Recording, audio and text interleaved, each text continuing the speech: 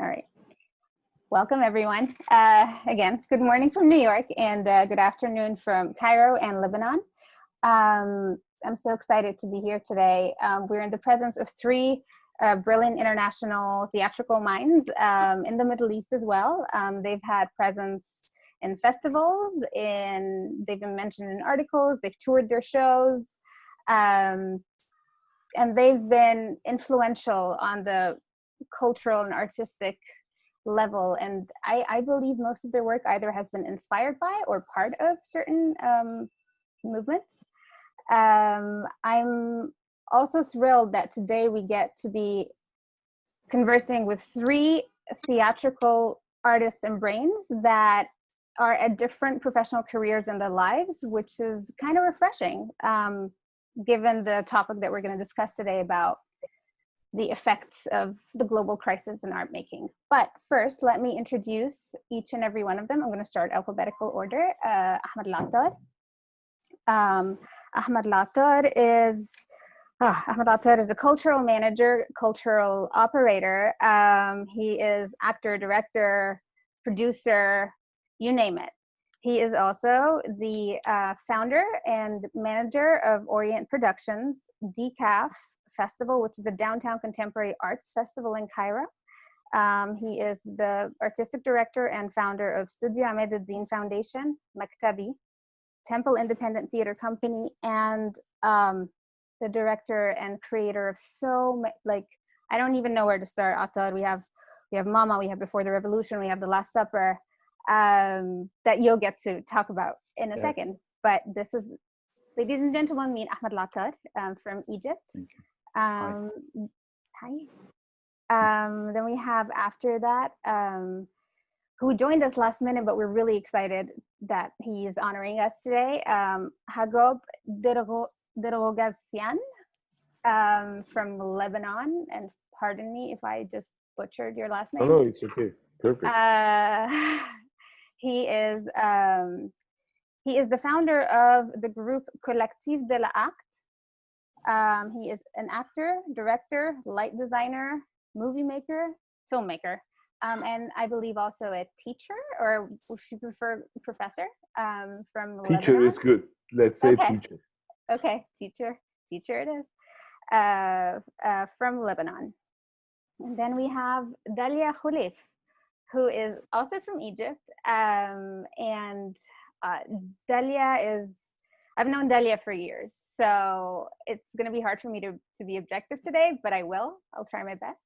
Dahlia is a personal colleague of mine. We both started our theatrical career together, but Dahlia started off as an actress, but now she's wearing all the hats that are out there. She's producer, she's director, she's a playwright, she's starting her own theater company, and she is touring her own monodrama that she created 2 years ago about anxiety and depression around the world. And fear. The show is called Aisha, and I'm sure also Dahlia will get the chance to speak about all of those great things. Welcome, everyone, and thank you for joining me. All right, let's start with who you, I already gave an introduction about who you are, but I would like to start with Attar. How do you approach your art making, and what inspires you to make work, especially in a theatrical format? Wow. Hi, everybody. Thank you for having me. It's great to be here and to see some of our colleagues that some of them I haven't seen Agop in a few years, actually. How do I approach my work?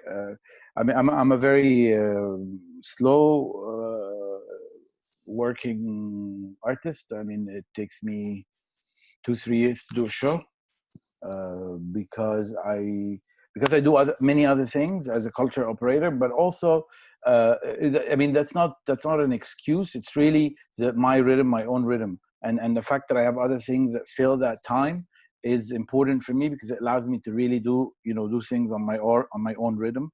And because I usually start off, there's an idea that comes to my mind, and this idea, I let it settle and take a lot of time reflecting on it, and not reflecting on it sitting and just, you know, thinking. It's reflecting for me is having it in the back of my mind while I'm traveling or while I'm being with my family or doing other things. It's just there, and it grows and it evolves. And then at a certain moment, I kind of feel I start to write little bits of pieces here and there, and then after that, I start to feel that there is enough, not material, because what I write is usually very little.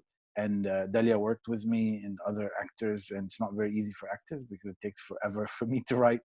And we go into rehearsals and they don't even have a text, and it's just very complicated. And the text comes at the last minute, like every week there's a page and then 2 pages and then so on. But sometimes silent lines. yes, exactly.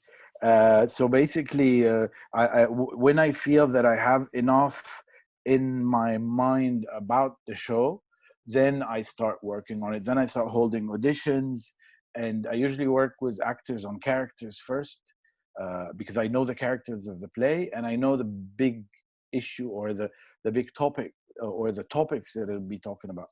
And then we start working. I work with the actors first on developing these characters outside of a text, with no text at all given to them. And then when the characters have evolved and become alive, then I start introducing the text. And usually it's not a complete text, it's really bits and pieces. Usually start with the first scene, which I decide is the first scene, and then from there we take it on. And as we are rehearsing, I go back home and write. And sometimes I cannot write for a week, and then we keep on rehearsing the same thing, or we stop rehearsals, and sometimes I write something and we rehearse it for a week, and then I realize it doesn't work, so we scratch it out and throw it away. So it's a very, you know, long process and very painful for me and for the actors, because there is no certainty. I mean, I really don't have a, like, even with Mama, the last show, or Before the Revolution, or even The Last Supper, this was exactly the case. I mean, the end of the play was known about 10 days before we opened, sometimes a week before we opened, where the actors and myself know, okay, this is how the play ends, let's rehearse it. So it's very painful because it's a very uncertain path, dangerous, because I don't know where we're going, they don't know where we're going. I mean, we have a vague idea, but not really, nothing clear. And also because by the time you discover the end, you're already going to show. So there's no turning back. There is no saying, oh, that's really horrible play, I'm not going to show it. So you're going to have to show what you come up with. It's good, bad, or whatever. So it's a big risk. And I mean, I love it. It's almost like an addiction. I'm addicted to that way of working because of the rush and of the adrenaline and the stress that it generates for months till you come to the end. And the excitement of, you know, is it going to be good or not? Are we going to make it or not? Are we going to finish the play or not? But it's dead. It's really very heavy. And on the actors, I'm sure this is like the worst thing that can happen to them. That's why I work usually with actors that I think I feel understand that kind of process and understand the excitement about the risk taking and the danger in it, and their willingness and ability to take risks. That's the process. Wow, I've heard a lot about the process, and honestly, it explains why the work comes out the way that it does. There's a lot of thoughtfulness into it. So thank you for that. Thank you. And a lot, of course, hard work and heart, but thank you. Jacob, how do you approach your work and what inspires you? Okay. First of all, I must present my apologies if my English is not very well, because I'm French educated. Usually I use French and Arabic and Armenian, a little bit English, so my excuses for all the audience.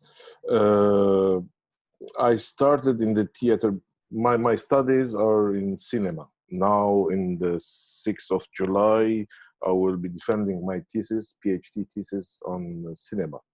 But when I was in the university, in the same time, I took some courses of theater acting, especially. And first, I wanted to be an actor, but because I have Armenian origins and my pronunciation was not very good, so all my teachers told me that it's better if you go to cinema. You have the vision, you have the head of thinking. The way you think, it's cinema. So I continued, I finished in cinema my studies. And when I had my diploma, the first, let's say, professional work in theater I did, it was with Roger Assaf. We did Muzakkarat Ayoub. And I started with him as a technician and actor, because Roger has this character always on stage. It's a technician that he has some small parts, he has some phrases he said as secondary roles.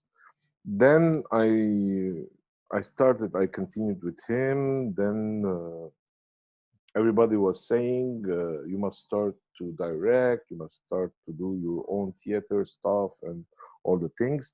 So it's been some years that with my students that they are graduated from Lebanese university in theater, I started a troupe called Collectif de l'Acte, because our first play was The Maid, an adaptation of Jean Genet play, and we work on it.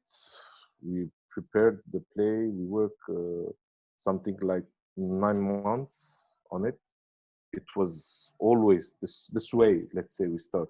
We read a lot, and we change. If we have a text, we take the text and we start to change in it, and to adapt in some way to things that we want to say it, and we find it in the text. So we started like that. We made the play. It was called The Other Maids, or How to Play the Maids of Jean Genet. And we played 4 or 5 weeks, 6 days a week, all week, 6 days per week. Sorry. And then after 1 year and a half, I did another play. It was called The Mosquito, with the same troupe. And it didn't took us 8 months, 9 months rehearsal, but around 6 months. And we did that play. Then I said, because it's a collective, there must be other persons who must direct also. So Lena Oseiran, she did a play, Two Suspended Women, called, that had some prizes in the festival last year, and it was a huge success. We had some plans, but the COVID stopped us. We wanted to go to Europe, try to go to USA also. Even we wanted to go to Egypt to the festivals, but because of the COVID, we stopped. My first approach, I built, let's say, I built my play on the space. The space is the main subject for me. So I start to see the space and give some definition for the space that I use. Then in the second step, I work on the actors, try to find, each one find the character, why he must be like this and all the stuff. We discuss a lot. We change a lot while we're rehearsing, till we have we don't say we're gonna play, let's say, after 6 months. We start the work, and when we feel that the work is ready, then we start the campaign and saying that after 4 weeks we will start the performances. So mainly this is how we approach things. I have to admit, it's not intriguing, but it really helps the work that you're working with the collective and you get the time to spend with the piece and actually build it, as opposed to, oh, we have opening time right now and we need to, cast and get this done with. And that's, I'm seeing common between you and Attar. I don't know if that's the same approach for most Middle Eastern or Arab theater making artists, but I'm just drawing that similarity. I don't know. They usually, I think, because Attar also he is the producer, I think, and usually I produce my plays, so I don't have a producer saying you don't have time, we must start the performance, all this stuff. So we take our time. I think for me it's that the principal reason. I think that's wonderful. Dahlia. Yeah. I mean, I know the answer to that question, but I would love for everyone to know how you approach your work, what inspires you, what made you transition from actor to, brilliant actor to producer, playwright, director, emerging theater artist. Well, thank you for having me. I'm glad to meet and see everyone. I had a turning point in my career because I was just an actor, and I'm actually glad to be in the same panel with Attar because through him, I got introduced to the professional theater. I was only doing, mostly my works were I studied theater at the American University in Cairo, so this is where I used to perform and work with directors who were basically professors. And then I auditioned for one of Attar's play, and I got cast in his show, which was called Hassan X2 in the Magic Well. And that was my first professional piece. And then I worked with him in D-CAF in the first edition. I was the coordinator of the festival. And then I started through Studio Ahmed Eddin taking scenography workshops. And that's when the turning point happened. I got introduced to a whole new world. And that's when I started taking my career to the next level. I started writing, acting, directing, doing scenography. My first show was Aisha, the monodrama that I did 3 years ago. The way I approach my work is challenging because I work simultaneously. I do not write the script and then have a scenographer working on that and we work together. No. Like, for instance, with Aisha, I had the set, but I did not have a script. I work simultaneously, the writing, and then I write fragments and paragraphs. I don't write the full script. And then I start working on building spectacles. And then at some point I need to get into a rehearsal space so I can fit everything. It's like a puzzle, fitting the pieces of the puzzle together. And I keep writing and changing stuff until the very last minute possible. So sometimes, for instance, I have a spectacle in my head. I need to start implementing the work to see it in front of me. And then I either start adding things from what I wrote to this part or writing something else. So it's very difficult for me to just write or just design something so this is how I approach my work. Aisha was very challenging because it was a monodrama, so I was writing, acting, directing, designing, producing, everything. And Attar sponsored my work as well, Aisha. Thank you, Attar. It's a great opportunity to thank you in so many ways, really. And he's kind of a mentor for me, maybe not directly, but I look up to him very much. And now, thank you.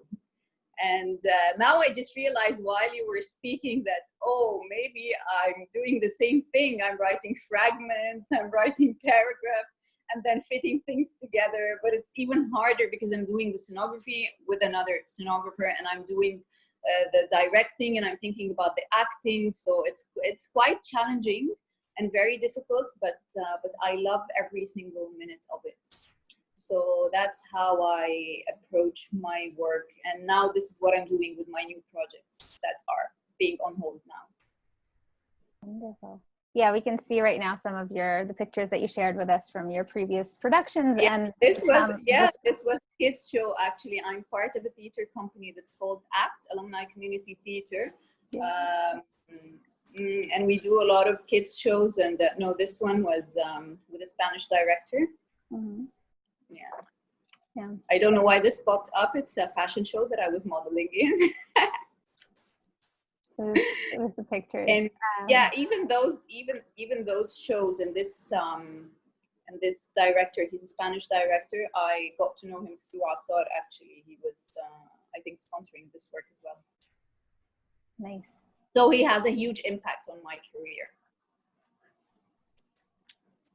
We can all attest to that. I can also attest that Attar was one of the main subjects in my thesis, and also the subject of 2 articles that I wrote about him here in the US. So this is also why I wanted to introduce him specifically as a cultural manager, because he does spark a lot in what creates art in our I would say independent theater scene, or maybe not independent, but not the necessarily commercial theater scene, but underground. I don't know. We have so many different definitions. We alternative. We all alternative, yes. Alternative, yes. Alternative. All look yes, up I to like you. that. Yeah. Oh, thank you. It's always. Guys, you're making a big mistake. You're making a big mistake, all of you.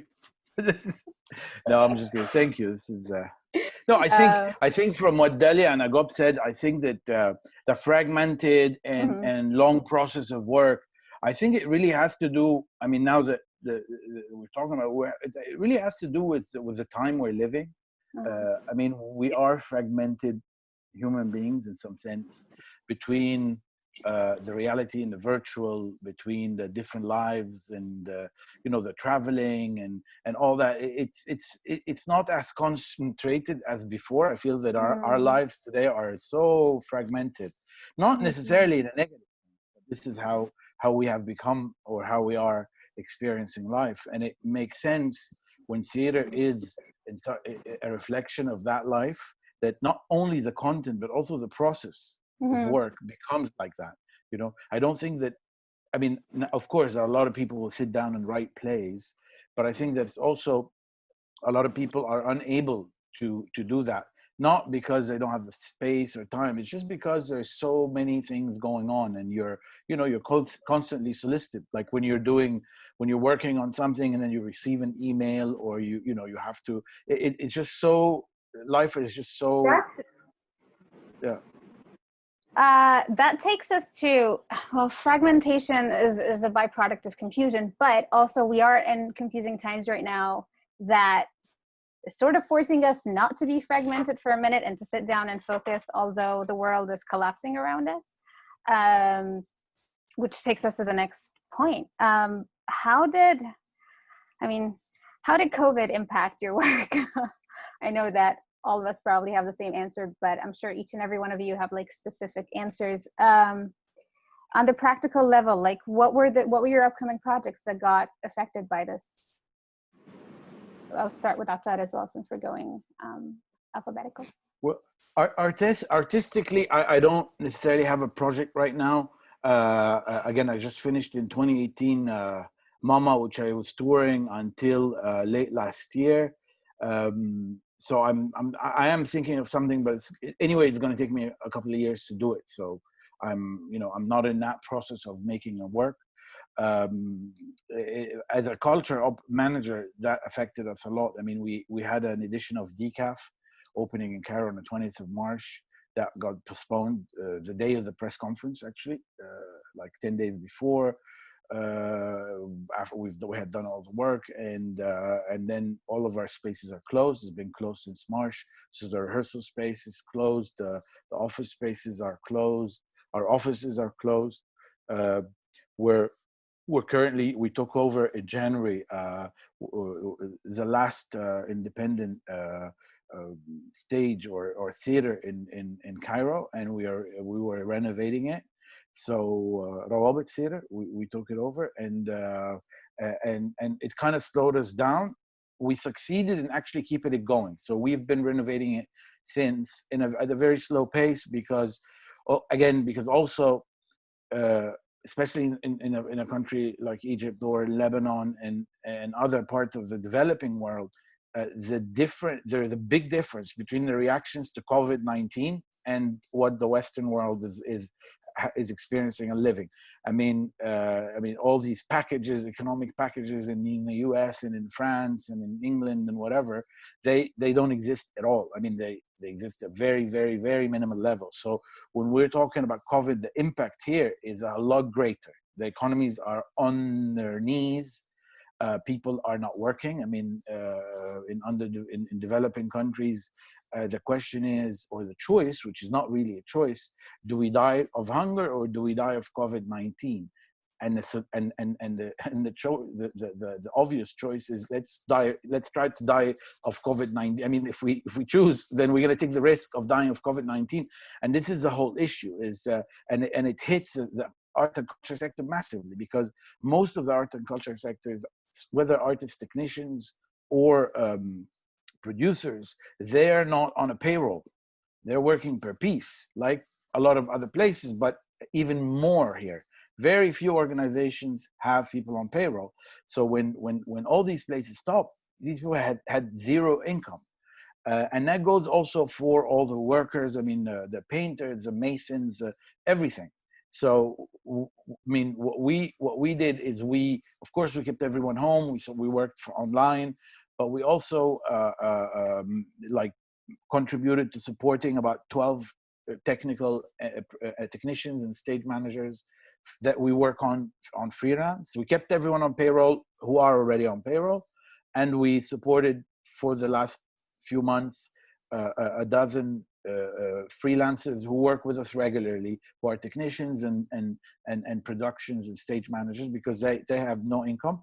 And we maintained the renovation of the theater. We started renovating our rehearsal spaces and everything at a very slow pace, and keeping in mind the distancing and, you know, not having more than a certain number of workers in a, you know, like, so we do the electricity first, for example. You know, when you do renovations, you can do everything at the same time. So we chose to do just one sector at a time, so we can also keep the sector, I mean, the people working, because otherwise, and I think what our aim right now, today, actually, it was announced by the Prime Minister that we're opening. Everything is opening in Egypt on the 27th with reduced capacity, but the clubs, the cinemas, the theaters at 25% capacity. The coffee shops, the restaurants, the shops will go up to 10 at night, not at 5. So it's just, everything is opening at a lesser capacity, but they are. And our aim today is to go back to our full capacity, because it's not just us that are impacted. I mean, it's not just the sector. The sector, of course, is our main interest, but we're keeping a bigger look at the rest of the society and what it means to have you know, the society, the economy going back on again. You know, making sets, people coming to watch shows, and that goes for everything. So this is our aim. We don't believe that the digital age, I mean, I know that a lot of people, you know, are thinking digital, let's create digital, is great. I mean, I'm not saying people shouldn't, and yeah, why not? But you know, the radio didn't kill the theater, the cinema didn't kill the radio, the TV didn't kill the cinema, and Netflix didn't kill the cinema, nor the TV, nor the radio. So basically, it's another channel of expression, and we should be aware of that. We're never going to scrap theater or dance or live performances from our lives, and we shouldn't, because this is what defines us as human. Is that human contact? As much as sitting in a dark room watching a movie with a bunch of strangers is also part of our human culture and experience, being together and sharing things on a physical level is also part of our human experience. And this is what we want to bring back as soon as we can, within the limitations that we have, in order to, first of all, make the economy and the sector grow up again, and also to maintain our humanity. You know, we cannot just become virtual beings. That's impossible. That's true. Yeah, it's definitely been challenging in that way. I'm sure for all of us. Jacob, we've been speaking a little bit about that before we started the session, about how COVID had an impact on your work. You also mentioned a little bit when you were introducing yourself about your play touring and that being halted. But you also mentioned something about like I don't know how arts is getting funded in Lebanon from the government or not at all. But generally, how did COVID affect your artistic work and from the artistic side and the practical side? Let me say for the production part, as we were talking, I said that we don't have some funds that government gives us. There are small contributions that the government gives. You try to apply, maybe it's yes, maybe it's no. We try to find some, let's say, out from the country some money. If we have some funds that they can give us some money to do some productions. But mainly it's with our money. I'm talking about the independent theater. Mainly it's our money. We try to find some, let's say, some sponsors. We try to see if the car company can give us some money, some bank can give us some money. We do the advertising on the poster. We put their logos and stuff as usual. But we don't have some, like other countries, the government gives money for the art. It's very, very small contribution that the government gives. So we have this financial problem in the beginning, before our revolution, before COVID. So now that the COVID is here, we going worse. And now, because we have some political issues also, the economy is going to very bad situation. We're trying to do something. We're trying to do some rehearsals online. Now, lately, they start some artists go together and do rehearsals in their house because the theaters are closed. But if you ask all the artists about the online thing, why not to do a theater online? Everybody says that's not theater. You know, it's a screen, and it doesn't show how you don't have the smell. You know, you don't see the actor is sweating, all the reactions. Sometimes you need in a play, the actor comes and sit with the audience. He tries to be interactive with the audience. And it's not the same when you have the 2-dimension and you lose the 3-dimension. So I don't know what we will do, but I know that everybody here is starting to move to see a solution, because if we wait for our government to do some solution, they don't have any solution, and they are not thinking about art in this moment. So as usual, all the artists are getting together to find some solutions. But everybody is with the idea that we will not go online. Now there are some troops they're putting on online on YouTube channel, all the things that they did before. You know, you start to watch some plays that you missed them on YouTube channel, but it's not the same feeling. It's not the same. You don't get the essence of the play if you're seeing on 2-dimension something that it's 3-dimension. So mainly we're rehearsing, let's say, we're preparing. So when we have the green light, we will attack. Just waiting for the green light to attack the stage and start breathing, as I said. Speaks truth for all artists at this point. Thank you, Jacob. Dahlia, I know you've mentioned briefly that Aisha also got affected by COVID, and what other works have been affected? Your tours, your to-be theater company.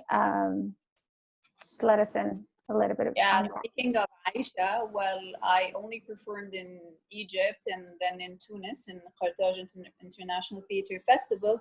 And then when I was starting to apply for other festivals, this COVID-19 happened. And apart from Aisha, I'm working on 2 other projects that are just being put on hold now because, it affected everything, because once I started getting into this professional world, the COVID happened.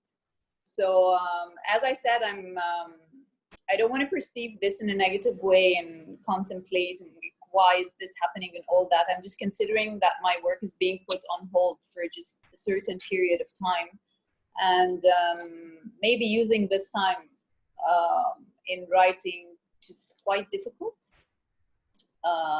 It's just very challenging because it's just, you know, when you're just at the beginning of this career and then this thing happened. So it's just, I'm on pause. That's the thing.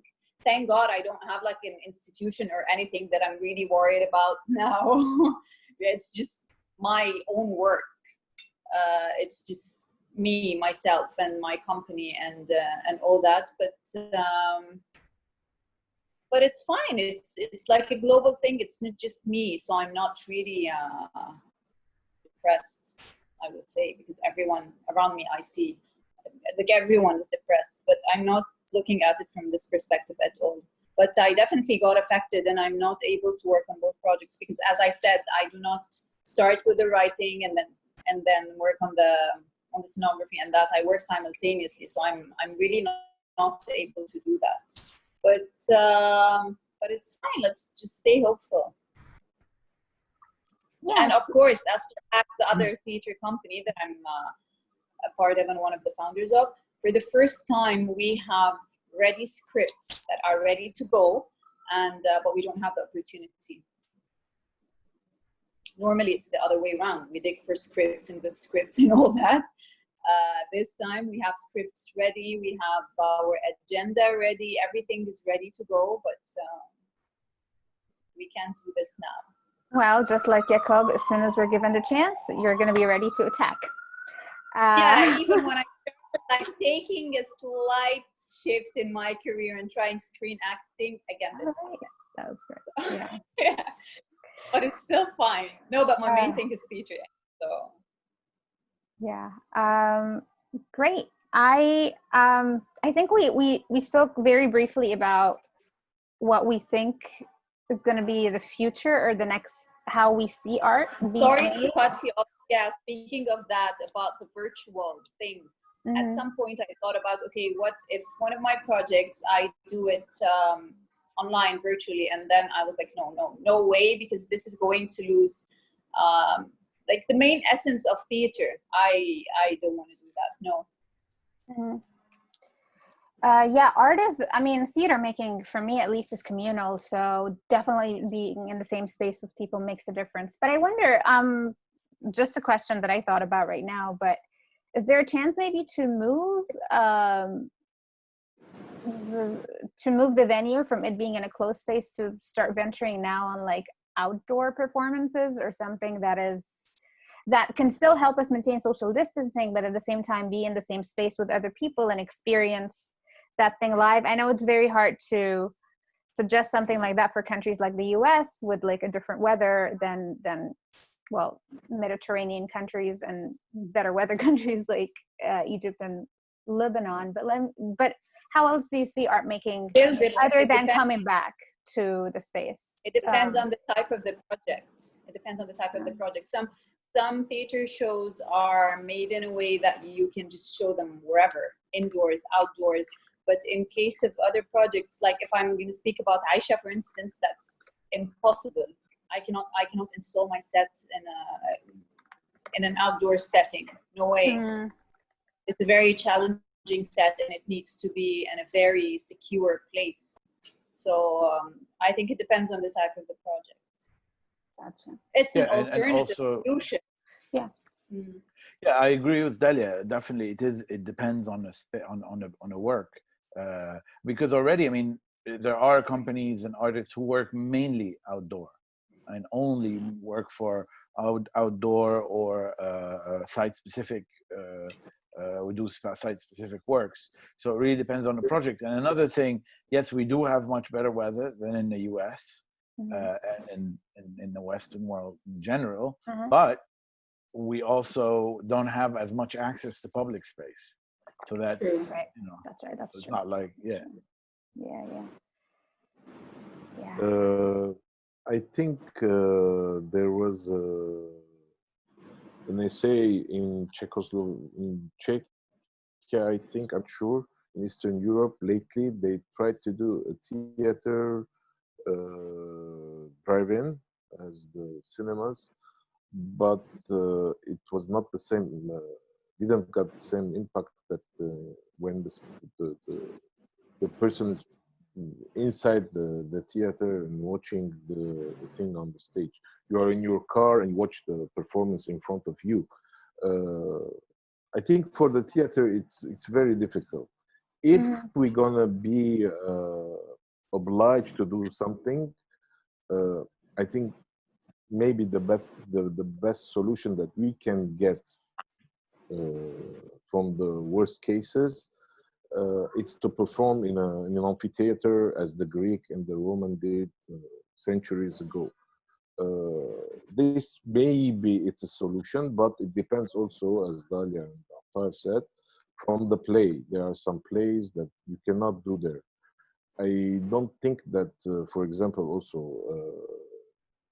Mosquito or the other maids, it can be done in an amphitheater, open air. Sometimes there are plays that need a very cozy place to perform. Attar knows the small theater in Mono. The plays were performed in the small theater. So you had something like 30, 40 people watching, and they are very close. It's only, I don't know, 50 centimeter between the actor and the audience. So it's very different from if there are some meters between the performer and the audience. That's but I think worst case scenario, the best solution it's the amphitheaters. But we must adapt, I think. I think it's a better solution still than the virtual thing, because as playwrights, when you start writing a script, the first thing you're thinking about is the space you're going to work in. You're writing based on writing a play, not a movie. It's very different in terms of writing. So I cannot like start writing a script and imagining that this is going to be shown virtually. It's totally different. When we're talking about the initial steps of creating this project, which is writing it. Hence, designing plus, it's very difficult. It is. No, I agree. I agree. It's challenging to think of alternatives to what we know as theater, since especially that it's been, as Attar said, like it hasn't died. So it had its own form since ancient times. We started opening up the floor for audiences to ask us some questions, and I have some already ready for y'all. The first question is, what do you do to keep yourself sane, and how do you do self-care at the time we're at right now? How are you all as artists and of course as people just keeping your sanity? They're rough times.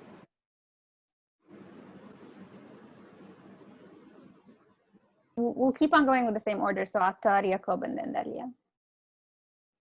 So I over the past, I mean, I have to be honest. I do some farming, so I go once a week to the farm, and I've taken a bunch of online classes on farming and agriculture, because that's something I'm deeply interested in at the moment, and so I did that, and I did something that is pretty neurotic, but at the same time, it kind of made me stay sane.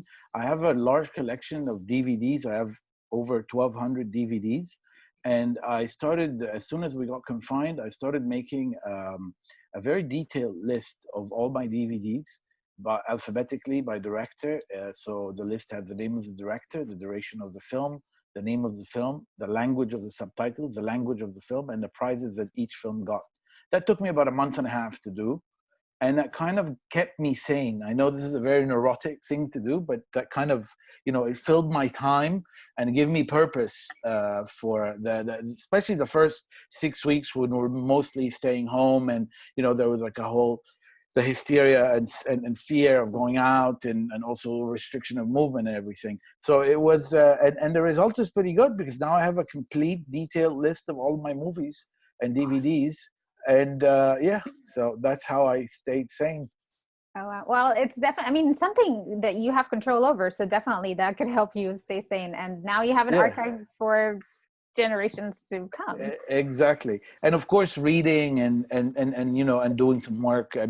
We go to the office, just a very small number of people like myself and the accountant. We go to the office once a week, things like that.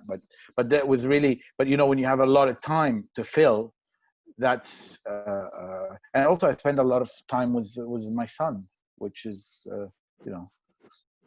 That's wonderful. Jacob. Yes. So in the beginning, the first 2 weeks, 3 weeks, it was only family with my 2 sons and my wife in the house, doing all the stuff for the house, playing with the kids, trying to help them in their online school, all the stuff. Then after 3 weeks, I started to miss the theater, the art, all the stuff. So I started to read. I read lots of plays, and I started to put my project, display, then after display, then after display, and I started to work. Then 1 month ago, I started a rehearsal with another troupe, not with Collectif de l'Acte, with the Armenian troupe. We started online one time in the week. We started to read Who's Afraid of Virginia Woolf, trying to do an adaptation for the Who's Afraid of Virginia Woolf in Armenian. So now I have my rehearsal once a week. And then they called me from the university and they said, we're going to go online teaching. So now I have online teaching for the university, Lebanese university. It will end with end of July. Then I had the phone call from my university telling me that I must defend my PhD thesis on July. So now I'm full. Wow, it's good keeping busy. And for all and for stuff that I don't have the time to go insane. Exactly. I think we are insane. We all the artists are insane. So but I also believe that what we're realizing with COVID is that we all led a very insane life beforehand. If I want to use, it was very unhealthy, and COVID is sort of helping us figure out what centers us. If there can be a way to be centered right now. Dahlia, I know that you've had a screen appearance, but you've also been doing other things during that time. Can you let us know how you've been? Yeah, it came in different stages. At the very beginning, I was enjoying this serenity everywhere, and I felt like Earth is taking a break. It's forcing this break on everyone. So at the beginning, I was taking everything at a very low pace, and then, but honestly, I do a lot of reading. I read a lot, so I spend so much time reading. I started watching a lot of movies because I lost this thing for quite a long time. So now that I have more time, I'm watching more of that in terms of that. Apart from what I do, my yoga, my stuff, this is different. And I've been getting recently a lot of calls from friends and acquaintances asking me about how I'm able to deal with anxiety in such times. So I actually spend a lot of time on the phone helping them out with that, indirectly coaching them. Yeah, and I actually started different types of, I'm very much into alternative therapy. whether it's something physical, emotional, whatever. So I started doing different types of alternative therapy on different levels. And this is actually helping me a lot, because part of my sessions, I keep asking a lot of questions that are not related to myself, because I use this in my work. The way I did this with Aisha, I had to sit with a lot of therapists. So now I'm getting this chance, and I have a lot of time to discuss this with them. And it's just kind of, I have a new routine. Okay. So you just, I'm still very hopeful about it. I never reached, no, seriously, even with theater, I never reached the level of, oh, the world is collapsing, it's the end of the world. No, I think it's just Earth is following the normal law of nature. This is how it goes, ups and downs. So it's absolutely normal. And it's good to have this break. And our lives were very fast paced. Yeah. So that's actually good. And you get to spend more time with your family. And that's true. So, yeah, and the screen acting part, yeah. Well, actually, I started getting other offers, but then I was like, no, I'm not up for that. It's quite challenging, especially that we are at our peak now. Yeah, with COVID-19. With COVID, yeah. I can't imagine how it's like to be in a set right now. Yeah. We have another question from one of our audiences, and this one I'm opening up for all of you to discuss together, or argue, or he's saying, while I've heard your arguments against embracing virtual performances, do you see any merit of widening the audience to a more international scale, removing the barriers and thinking globally? Is there a chance that we can still utilize that virtual medium even when and if we open up to traditional theater making, but could we utilize the virtual tool to break barriers?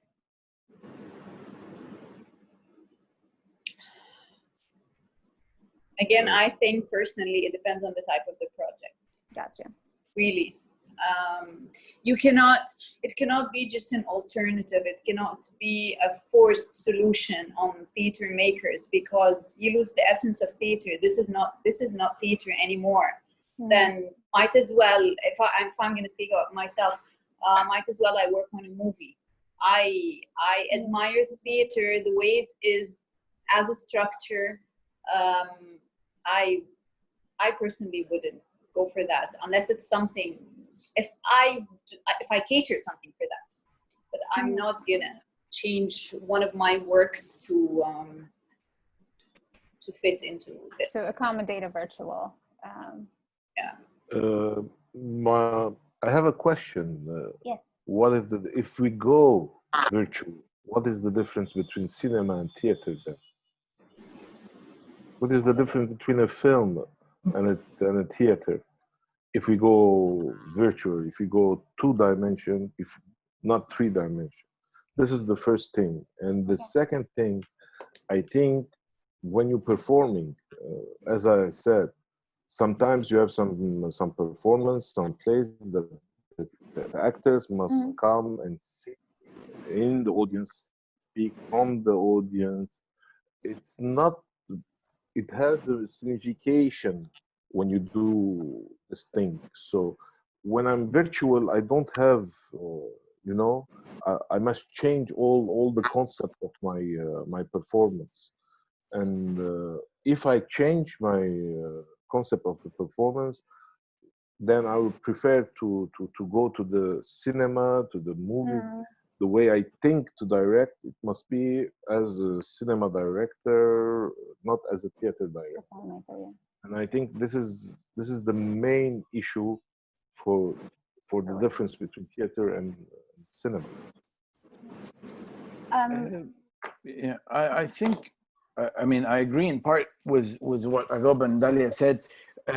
I'm aware that, you've got the audio theater, and you've got a lot of, even before COVID, I mean, there are a lot of trials and a lot of also some very good work that is very different from the theatrical experience that we know. Some that don't involve even actors at all. I mean, a lot of work doesn't involve actors. We've done a piece in 2012 in D-CAF, first edition, by Rota Zaza from the UK, and it was audience in front of a screen.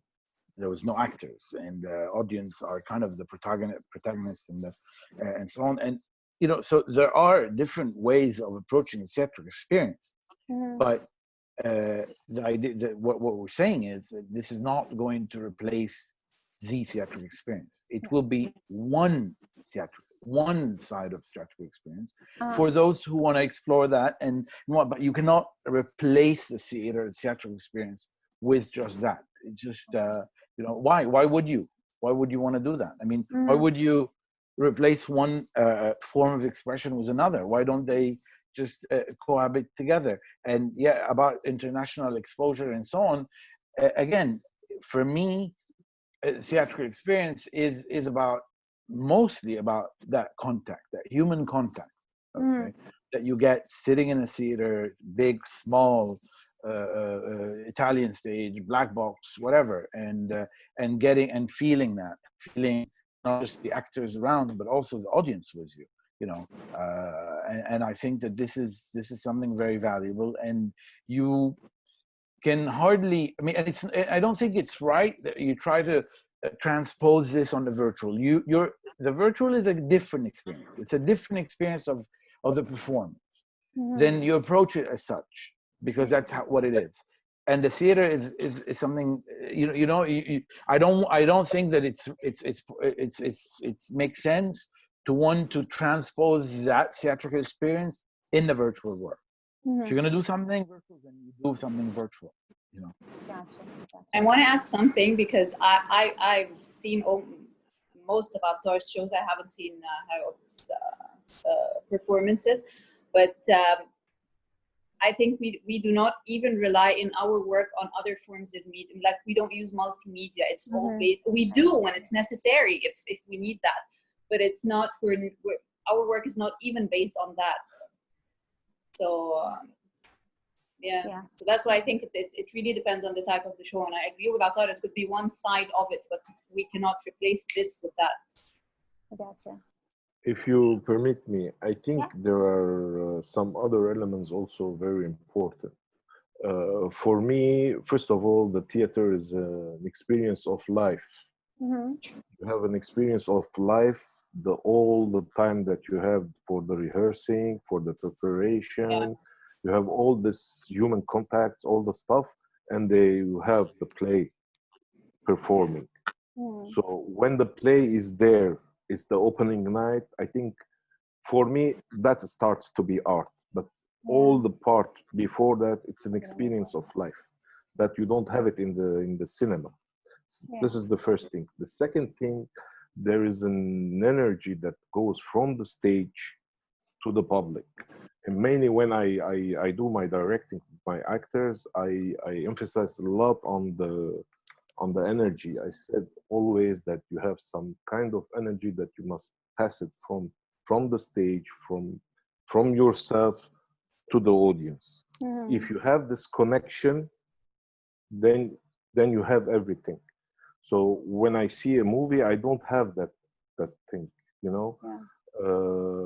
and the third element that it's very important also, I think Dahlia will agree also, the space, it's the concept of the space between between the theater and the movie, the virtual, let's say, it's very different. In the theater, in the 3-dimension, you can do lots of things differently than 2-dimension, because the way you think, it's 3-dimensional, it's not 2-dimensional. When you do something virtual, it's 2-dimensional. Yeah, I actually agree. Thank you. I think we lost Dahlia, but we're at time anyway. Thank you so much for being with us today. I mean, there are so many other questions that I'm actually going to send to you separately, and we can discuss in a separate chat later. Thank you, Attar. Thank you, Jacob, for being here today. Thank you, Salma. And thank you, Dahlia. Dahlia's back. Thank you. Dahlia. Yes, thank you for being here. And yeah, I'm always in awe to hear about your thoughts. I was muted, so I didn't hear what you guys were saying. So yeah. It's okay. We just, we have to, we're at time. So we have to break. Yeah. The video is going to be live, and I'm going to share it with all of you later. So we can, if you feel like sharing it. Amazing. Thank Please you. check out the rest of our programming at the festival. It's a week-long festival, and we have a couple of things about Egypt and the Middle East. So Great. awesome. Great. Thank you, Sal. Lovely Bye. day.